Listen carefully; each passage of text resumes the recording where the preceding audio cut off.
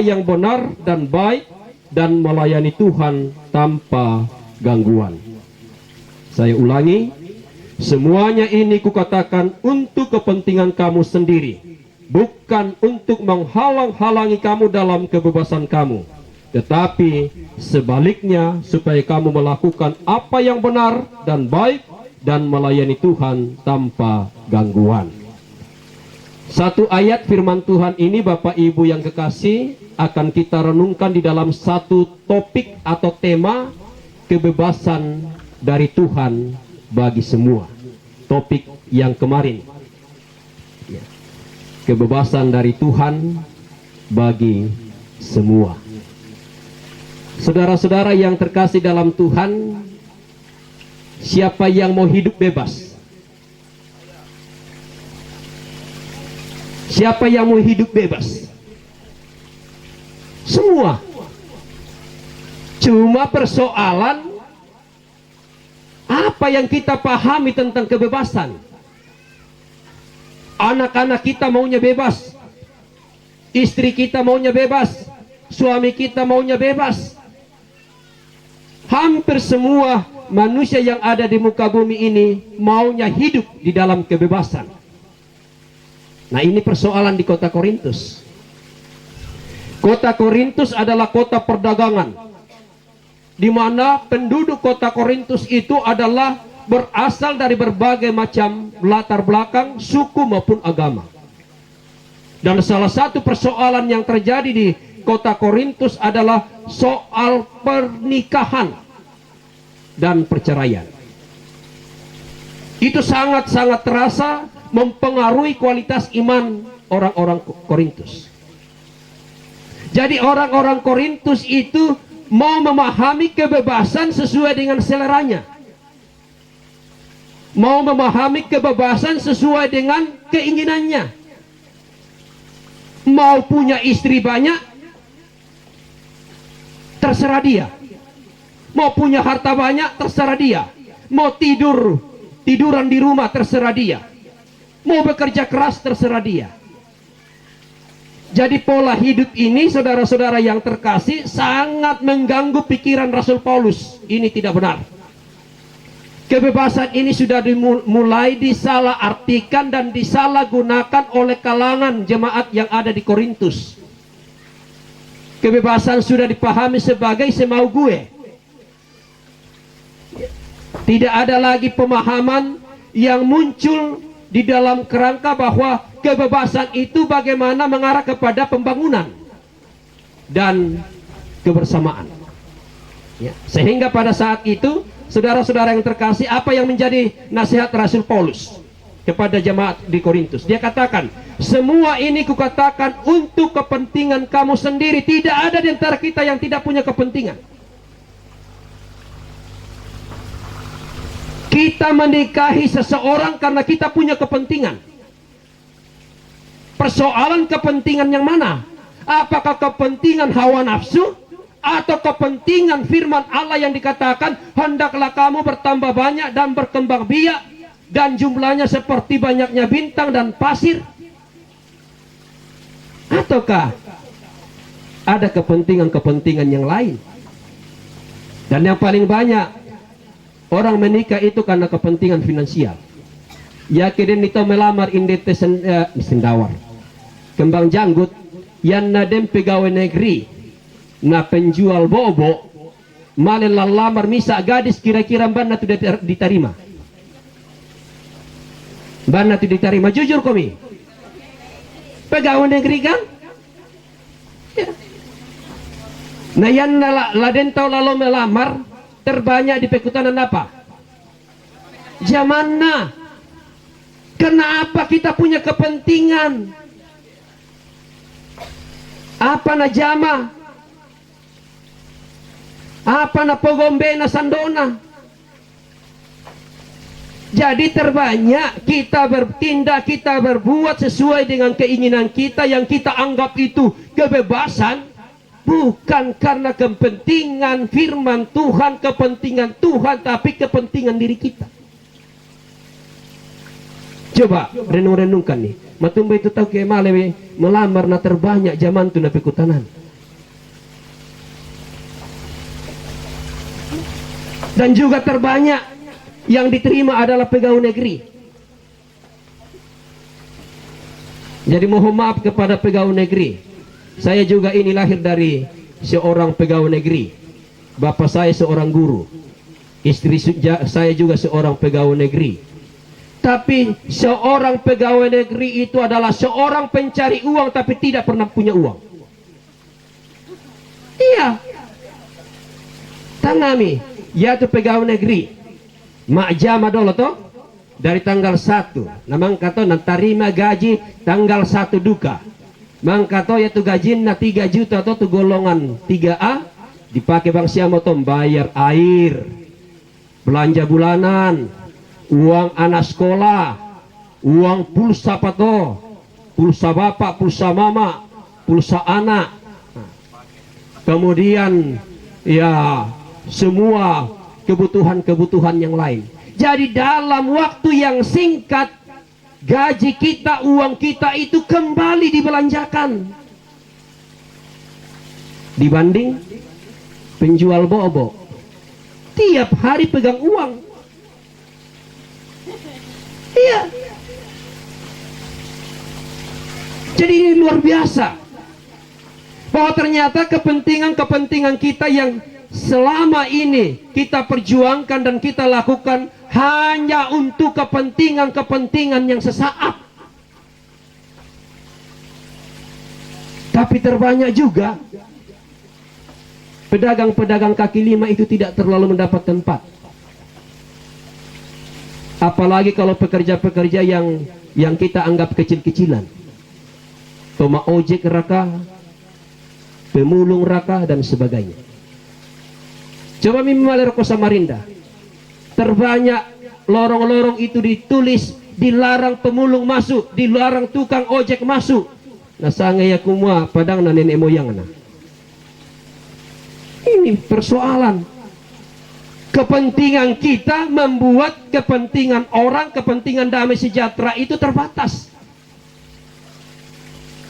Hanya berulang-ulang saya katakan di dalam khutbah, banyak orang katakan dilarang tukang ojek, dilarang pemungut masuk di sini, tapi justru mereka-mereka yang paling banyak menolong sesamanya. Contoh pendeta Yan waktu kecelakaan. Tidak ada pejabat, tidak ada mobil yang datang mengantar ke rumah sakit, yang datang mengantar tukang ojek. Ini adalah soal moralitas, dan itu yang sangat mempengaruhi iman orang di Korintus.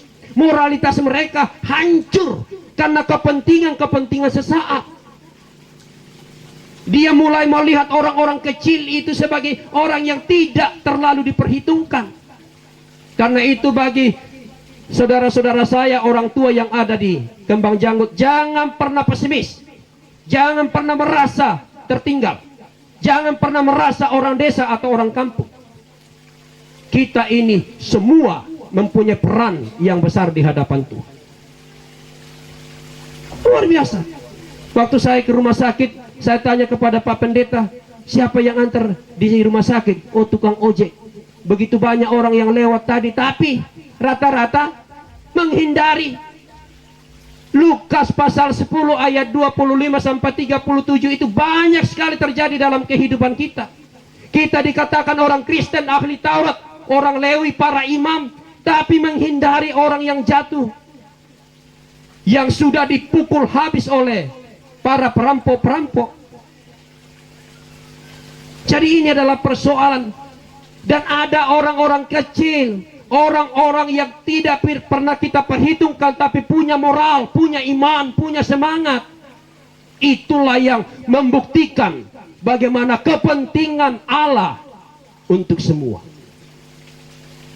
Jadi dalam ayat 35 ini mau mengatakan kepada kita, jangan pernah merasa diri sebagai orang desa, orang kampung yang tidak diperhitungkan. Presiden kita saat sekarang ini orang kampung, tukang kayu, sekarang menjadi orang nomor 1. Silsilah Yesus, cerita Yesus lahir dari cerita yang sederhana, keluarga yang sederhana, profesinya sebagai tukang kayu, menjadi raja di atas segala raja. Jadi jemaat yang ada di Kembang Janggut merupakan inspirator-inspirator yang akan menjadi tulang punggung pekabaran Injil. Kepentingan damai sejahtera harus kita buktikan di tempat ini. Tidak ada istilah dalam ingatan kita, dalam diri kita, kami ini orang kampung. Kalau menurut Bapak Ibu, siapa sih yang kampungan, orang kota atau orang desa? Menurut nih, orang desa atau orang desa atau orang kota? Orang kota. Oh, sangomai malek kallang mahulu. Mane tama, mane naku lalambi ki dinding batu. Tingkolo saaka anasang tu mati para penumpang speed nalah hapena. Na foto itu mati riu, kayu, batu, kok tembak ya tu batu do kampung. Iya. Selang mahulu to tiru asu budak, oh malah asal na foto. Oh. Ketahuan di kampungan na to. Akhirnya nak kami itu anak-anak kampung, kasihannya cuma anjing dia tidak pernah lihat di kota. Dede. Ceruhnya dia. Bayangkan. Orang kota hanya punya lahan rata-rata 15 kali 20 atau 10 kali 20. Halaman rumahnya sangat kecil. Toh kalau dia menginap di hotel, paling hotel bintang 5, bintang 4. Kalau sudah sakit kepala ya bintang 7. Tapi orang desa apa? Nginap di hotel bintang ribuan. Bintang coba.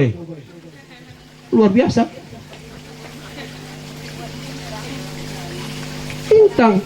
Bintang-bintang yang ada di langit. Jadi terbanyak saudara-saudara yang terkasih, kepentingan kita untuk menjadi pelayan itu gagal oleh karena persoalan yang sepele, persoalan moral, dan itu yang sangat-sangat mempengaruhi kehidupan jemaat yang ada di Korintus. Dan selanjutnya dikatakan apa? Bukan untuk menghalang-halangi kamu dalam kebebasan kamu. Orang Korintus memahami bahwa kebebasan itu adalah tanpa hambatan. Emang arti kebebasan dalam kamus besar itu dikatakan tanpa halangan, tembus pandang. Jadi ibaratnya yaitu kebebasan na pahami yang naden tau mak pakaian tembus tu matanna. Itu pemahaman bagi mereka. Sehingga Paulus katakan apa? Kebebasan itu bukan soal tanpa halangan, sehingga kamu sebebas-bebasnya untuk mempergunakan hidup kamu. Sedangkan Allah itu berkuasa, tapi dia tidak mempunyai kebebasan bagi dunia ini. Betul tidak? Apakah Allah ini punya kebebasan? Tidak. Allah punya otoritas, tapi tidak punya kebebasan, karena kebebasan itu tanpa peraturan, tanpa janji. Nah, inilah yang salah dipahami oleh banyak orang tentang kebebasan itu. Kebebasan itu adalah sesuatu yang diikat oleh janji. Nah, itu yang terjadi di kota Korintus. Lamu rebang menikah, si pira benena, tanah tandai kumua, pernikahan itu harus di atas janji. Kamu udah temo, sabala menjadi pandita muda kote Pak Joni Seno. Mapimpong monak na dulu kampung na sendete na kota pabeniku. Hati-hati nanti itu. Iya. Luar biasa. Karena dia memahami kebebasan itu sesuai dengan hawa nafsunya, seleranya, keinginan dagingnya. Nah, karena itu Paulus memperingatkan dia bahwa janganlah kamu mempergunakan kebebasan kamu sehingga itu mengganggu pelayanan yang Tuhan telah percayakan kamu sejak kamu dipanggil. Jadi jangan sampai kebebasan-kebebasan kita itu menjadi penghalang untuk kita melayani. Coba bang mi, kemore komi kamu kumono la bebas na. Mimaler ko Samarinda, mila bebas bang mau kamu lumingka do jalan raya tanpa pakai helm, atau bebas tidak mau melihat lampu merah. Kira-kira ini mencelakakan atau menghidupkan? Mencelakakan. Jadi ada namanya kebebasan yang mendatangkan hidup yang kekal. Ya mau tunajarkan Rasul Paulus. Bukan kebebasan yang sebebas-bebasnya mendatangkan maut. Seperti orang yang tidak sabaran menunggu lampu merah. Nah serobot bang mitama. Nah serempet itu selesai. Jadi ini adalah persoalan bagi kita Bapak Ibu yang kekasih, bahwa memang hidup kita ini selalu diwarnai dengan sikap tergesa-gesa. Ya, tergesa-gesa. Biasa kau merakan dapat SMS atau WA. Telah kembali ke pangkuan Bapa di sorga dengan tenang almarhumah atau almarhum ini. Biasa toh? Jadi raka itu tahu mati terburu-buru. Dia raka. Nah itu kita mau mencoba mengeluarkan kata-kata dengan sebebas-bebasnya, tapi justru membuat orang bingung. Telah kembali ke pangkuan Bapa di surga dengan tenang. Semua orang meninggal tenang. Tak itu malam adondo-dondo. Neraka itu telah mati malam adondo-dondo. Lari-lari dulu. Tidak ada. Jadi justru cuma satu kegiatan manusia yang tidak dilakukan dengan terburu-buru. Apa kita tahu? Pekerjaan apa atau kenyataan apa pada diri manusia yang tidak dilakukan terburu-buru? Kumande terburu-buru, mendiok terburu-buru, makada terburu-buru. Apa siapa tahu biasa dilakukan terburu-buru? Pukadana sari, malingka terburu-buru, maka unian kumanda terburu-buru le.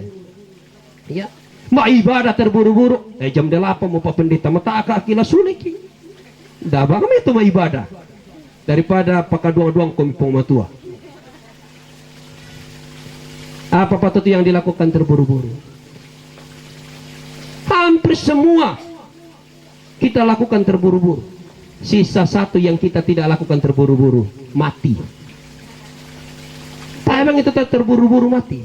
Makanya dikobangi pulang dengan tenang. Tidak pernah ada SMS telah kembali ke pangkuan Bapa di sorga terburu-buru. Karena cuma itu. Kenalah di koden tahu dan tu peringatan mati bagi kita. Miko siapa tunggu dulu. Karena itu saudara-saudara yang terkasih, Paulus mengingatkan mereka yang ada di Korintus supaya kebebasan bagi mereka itu tidak mengganggu pelayanan mereka. Jadi silakan kita mempunyai kehendak bebas. Kehendak bebas itu adalah menyangkut hubungan kita dengan Tuhan. Ketika kita diciptakan dan ketika kita jatuh ke dalam dosa dan ketika kita ditebus dan juga ketika kita sementara dalam penantian. Di situ ada kehendak bebas. Bahwa kita ini adalah orang-orang yang sudah diselamatkan oleh Allah, yang punya kehendak bebas untuk membangun hubungan dengan Tuhan. Bukan hubungan dengan dunia. Tapi ya itu tojo Korintus, oh mak senang-senang nasang abangmu ya. Tak ilmu na tanda itu di sana linaundi. Susia to kumwa dunia ini adalah miliknya saja. Besu si bang mutu bahasan na tukang beca solat to na mabuk cinta doko rantepo. Kuma pokoknya tenang saja neng. Pokoknya cintaku hanya kamu. Seandainya kamu melihat ya apa saya jantung saya ya, cobalah belah, kamu akan melihat. Tapi mama siri-siri bang tuh cewek natan, aku tidak usah malu-malu. Anggap dunia ini kita milik berdua. Nyelutuk tukang beca jabe pokok, saya dan di mana? Jadi terbanyak orang itu menganggap bahwa hidup ini seakan-akan lamate miki masyang, kiamat mu masyang. Jadi kehendak bebas yang dilakukan oleh orang-orang Korintus di kota Korintus itu sangat memprihatinkan. Betul-betul sangat memprihatinkan. Nah, ini yang harus kita jaga. Jangan kebebasan itu kita anggap sebagai sikap yang sebebas-bebasnya, tanpa batas, tanpa aturan, tanpa diikat oleh janji. Inilah yang membuat Rasul Paulus tampil di dalam peringatannya. Mengapa? Karena Rasul Paulus mau menjaga kemurnian ajaran, kemurnian hubungan. Janganlah ada kiranya orang yang mencemarkan hubungan itu, sebab di dalamnya ada janji. Ada janji. Tapi kadangkala kita tidak mau melihat apa di balik kebebasan itu. La Morena Salbang kita tuh bebas. Ya. Coba tuh bapak-bapak yang sudah banyak yang kena penyakit asam urat, kolesterol, gula. Ini penyebabnya ibu-ibu. Penyebabnya ibu-ibu. Coba, apa salam ibu-ibu? Hah? Wah, satu ibu-ibu nalanda mo dengan nano totemo, nalanda mo love dunia. Iya, tak mo na mereka di kota ana masakan-masakan yang berjenis bumbu nasional maupun internasional di